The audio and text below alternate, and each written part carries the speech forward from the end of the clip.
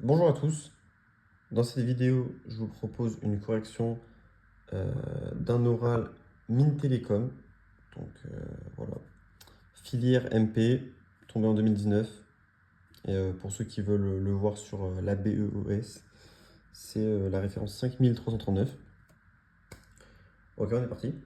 Donc on se donne une famille de variables aléatoires x1, xn, les xi, qui sont IID, c'est-à-dire indépendantes et identiquement distribuées. Ici, quand on parle d'indépendance, c'est évidemment de mutuelle indépendance. Évidemment. Où chaque xi suit une loi de Bernoulli de paramètre P. Ok. Puis, on considère la matrice M comme enfin, telle, telle qu'en fait chaque coefficient MIJ soit le produit xi fois xj. Ok. Voilà. Puis on a deux questions. Question 1, donner les lois de rang de M et de trace de M. Et en question 2, quelle est la probabilité que M soit une matrice de projecteur? On sent déjà que la question 2 va utiliser les résultats de la question 1. On le sent. Ok. Passons directement à la question 1. Donc question 1, donner les lois de rang de M et de trace de M. Ce que je vous propose, c'est de commencer peut-être par la trace, peut-être un peu plus simple. Alors la trace, c'est la somme des coefficients diagonaux. Donc en fait, c'est la somme des x, i au carré. Ok.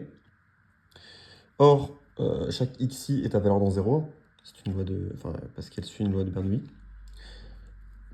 Donc, in fine, les images, donc l'image, donc trace de m de oméga, c'est l'intervalle 0n.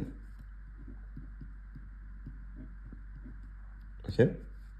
Et en fait, naturellement, on va reconnaître une loi binomiale. Pourquoi? Alors, si on fait P de trace de M égale à K avec K dans 0n, évidemment. En fait, P de trace de M égale K. Ça signifie qu'en fait, on a K succès et N-K échec. Et on a on a K parmi N façons de choisir voilà, les X. On a besoin de choisir K succès, il y a K parmi N façons de le faire. C'est chaud.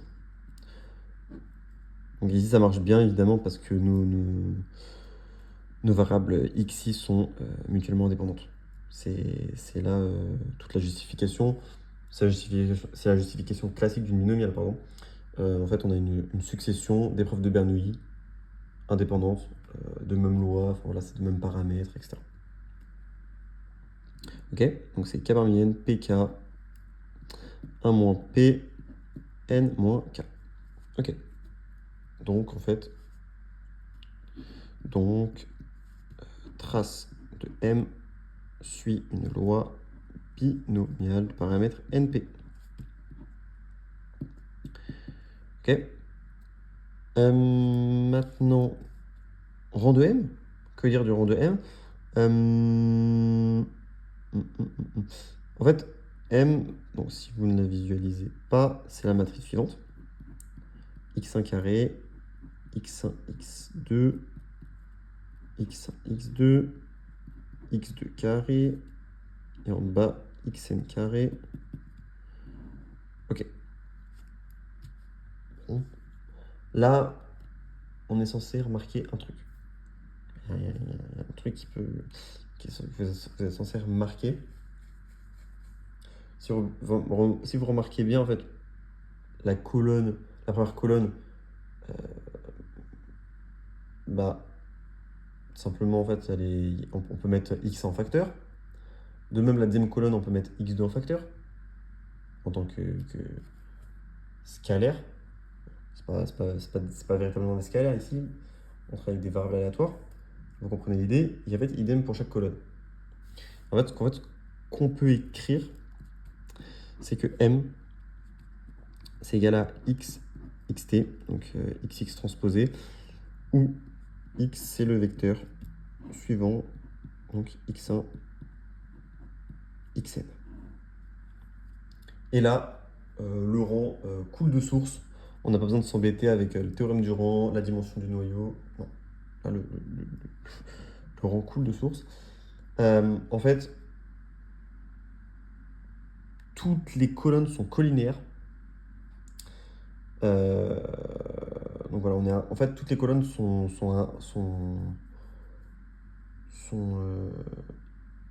voilà, collinaires, en fait, égales à un scalaire près. Ici, les scalaires, c'est tout simplement 0 et 1. Donc en fait, si on a des colonnes nulles, voilà, parce qu'en fait, on le remarque bien, en fait, admettons x2 est nul. x2 égale 0, voilà, c'est un échec d'après Bernoulli. En fait, toute la deuxième colonne est nulle. Et voilà, on se convainc bien de la chose. Voilà, soit on a une variable aléatoire, on a 1, soit on a 0, donc soit une colonne nulle, soit en fait on a la même colonne. Lorsqu'on a xi qui est non nul, qui est égal à 1, on a un succès, en fait, la ième colonne sera la même que toutes les autres colonnes non nulles. Et en fait, le rang, c'est simplement c'est juste la dimension du vec des colonnes. Donc voilà, le rang, c'est soit 0, soit 1. Donc ainsi, on a deux cas. Donc, si, en fait, on avait dit si on a x nul, en fait, si on a x nul, le rang est nul, puisqu'en fait, on a la matrice nulle. Ok. Et sinon, rang de m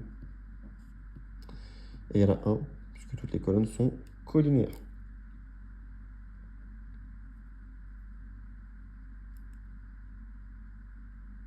Ok. Et en fait, voilà, en fait, la première colonne, en fait, autrement dit, la première colonne, donc on peut l'appeler C1, c'est juste x1 fois x. La deuxième colonne, c'est x2 fois x, etc., etc.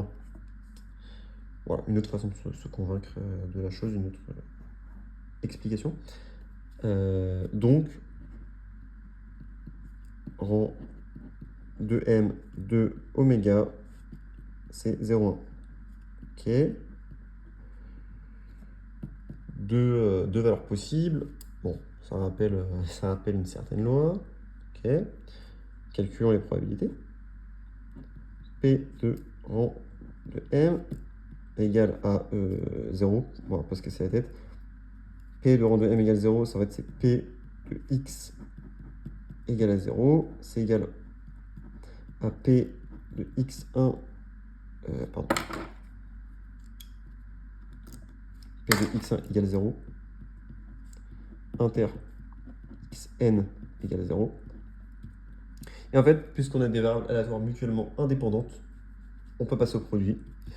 En fait, c'est P de x1 égale 0 fois P de xn égale à 0. Et donc, en fait, on a 1 moins P puissance n. Ok. Et P de rang de m égale 1, c'est juste 1 moins P puissance n. Donc, rang de m suit une loi de Bernoulli.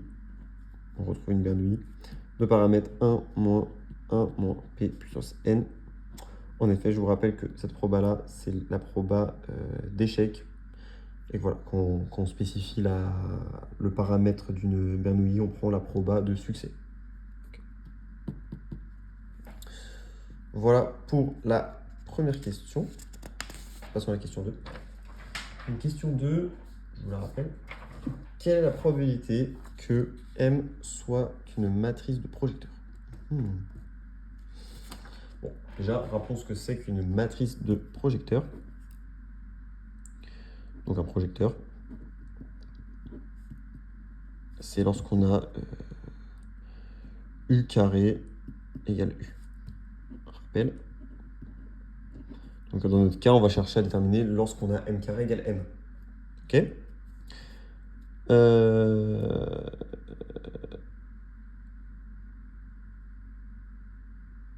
En fait, nous, ce qu'on cherche, c'est P de M est un projecteur. Bon, l'événement, bon, c'est mal. C'est peut-être. Bon, ouais, c'est vrai qu'en fait, non. Juste en mettant entre guillemets, on a une bonne notation. P de M est un projecteur. Donc, c'est un événement. En fait, ce qu'on sait, nous, c'est que. En fait, M carré égale la trace de M. M, si rang de M égale à 1. Et sinon, M égale à 0. Mais en fait, ces deux cas-là nous conviennent. C'est-à-dire, je m'explique. Si on a M égale 0, on a une matrice projecteur. Ça va être le projecteur nul, donc il renvoie tout sur 0. Mais c'est un projecteur quand même. Donc ce cas-là nous intéresse. Ce cas-là, rang de M égale 1 ne suffit pas. Il faut aussi que trace de M soit égale à 1 pour qu'on ait un projecteur. Donc en fait, on peut aussi le caractériser par la trace. M égale 0, donc certes, c'est rang de M égale 0, mais c'est aussi trace de M égale 0. Il ne faut pas oublier que la trace de M, ici, c'est la somme des xi au carré. Donc, en fait, pour qu'on ait... En fait, si on a M égale 0, on a trace de M égale 0, et c'est une équivalence. Ok. Donc en fait, c'est la proba que trace de M soit inférieure ou égale à 1.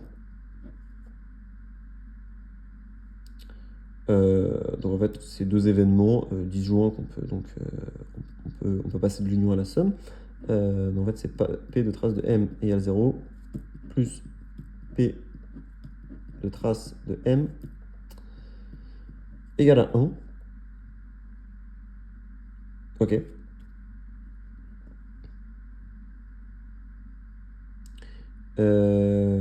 En fait, vu que trace de M suit une loi, on avait dit que c'était une loi binomiale.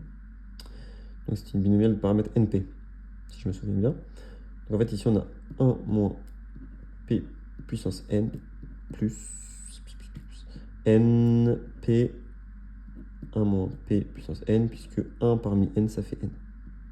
Donc N moins 1, pardon, ici.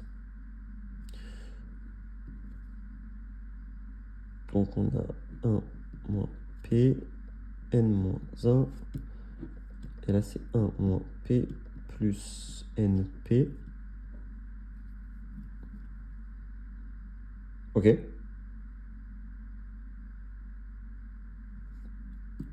Autrement dit, c'est 1 moins P, N moins 1, 1 plus N moins 1, P. Là, je pense qu'on a simplifié au maximum les calculs. Enfin, les expressions, pardon. Ok. J'espère que cette vidéo vous aura plu. J'espère que mes explications ont été claires. Si vous avez des précisions, des remarques, des questions, n'hésitez pas à les poser en commentaire. Je réponds à tout le monde.